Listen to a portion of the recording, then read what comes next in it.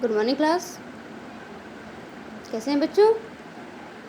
इस समय तो आप लोगों का समर कैंप चल रहा है, आप लोग एंजॉय भी खूब कर रहे होंगे।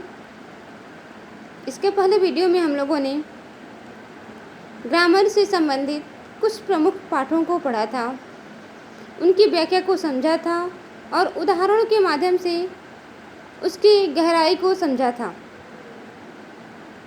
इसके पहले हम लोगों ने काव्य से कबीर नामक पाठ को पढ़ा था, अर्थात कबीरदास जी के बारे में जाना था और उनके द्वारा लिखित कुछ दोहों की व्याख्या को हम लोग पढ़े थे।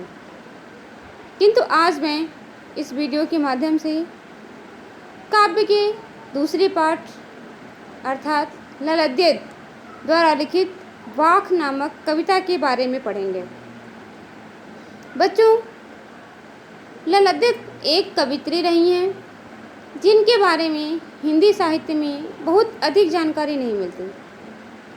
ऐसा कहा जाता है कि ललद्यद कवित्री का जन्म कश्मीर के श्रीनगर के निकट सिमपुरा नामक गांव में सन 1335 ईस्वी में हुआ था और इनकी मृत्यु सन 1376 ईस्वी में हुई थी। इनके बारे में बहुत अधिक जानकारी नहीं मिलती। इनके द्वारा कोई बहुत बड़े ग्रंथ की रचना भी नहीं की गई थी, अर्थात ललद्यद कवित्री के द्वारा लिखित कुछ छिटपुट कविताओं को ही हम लोग पढ़ पाते हैं, क्योंकि इनकी कविताओं का या इनकी रचनाओं का कोई संग्रह नहीं मिलता। इनके द्वारा लिखित कुछ कविताएं जिनकी चंद लाइनें हमें कहीं मिल जाती हैं पढ़ने के लिए, जिसका कोई व्यवस्थित स्वरूप नहीं है। ललद्यद कवित्री कश्मीरी भाषा में लिखने वाली कवित्री थी, अर्थात वे कश्मीरी भाषा में लिखती थी और आज हम लोग उनके द्वारा लिखित वाक नामक कविता के बारे में जानेंगे, जिसमें जो कि उनके द्वारा लिखित कश्मीरी भाषा की कविता का हिंदी में अनुवाद किया गया है। ललद्यद कवित्री बहुत अधिक नहीं लिखी थी, किंतु उनके द्वारा लिखित जो भी रचनाएं रही हैं या जो भी कविताएं रही हैं, उनका कोई लिखित प्रमाण नहीं मिलता। उन्हें हम मौखिक रूप से ही एक पीढ़ी से दूसरी पीढ़ी को हस्तांतरित करते रहते हैं।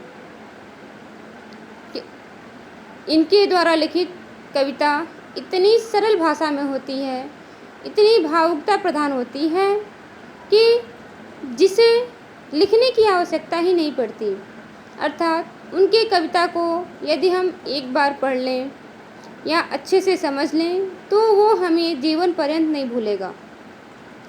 और इसी विशेषता के कारण उनके द्वारा लिखित कविता एक पीढ़ी से दूसरी पीढ़ी में मौखिक रूप से ही हस्तांतरित होती रहती है।